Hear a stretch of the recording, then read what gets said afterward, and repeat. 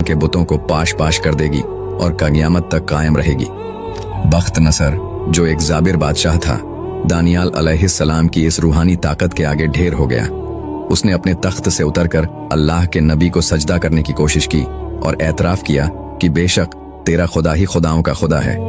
लेकिन दोस्तों, महल की इस इज्जत और शोहरत के पीछे एक बहुत बड़ा तूफान परवरिश पा रहा था।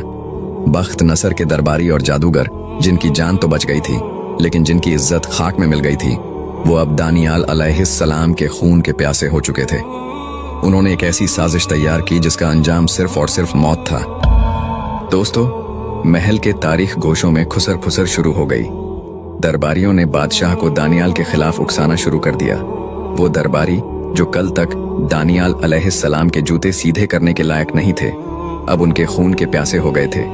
उन्होंने दानियाल अलैहिस्सलाम के सरकारी कामों में कोई खामी ढूंढने की बहुत कोशिश की ताकि बादशाह के सामने उन्हें बदनाम कर सकें।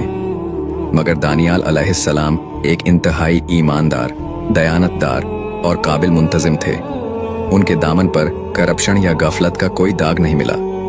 आखिरकार शैतान ने इन साजिशियों को एक रास्ता दिखाया।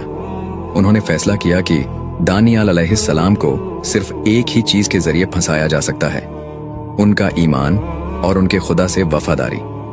यह साजिशी टोला नए बादशाह, रिवायात के मुताबिक बादशाह दरियुस के पास पहुंचा। उन्होंने झुककर सलाम किया और कहने लगे, ऐ बादशाह, आपकी सल्तनत इतनी अजीम है कि कोई आपके सिवा कोई और इबादत का हक नहीं रखता।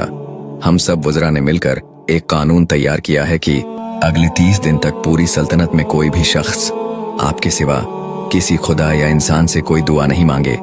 जो इस हुक्म की खिलाफ वर्जी करे उसे इबरत का निशान बना दिया जाए और फौरन भूखे शेरों के कुएं में फेंक दिया जाए। बादशाह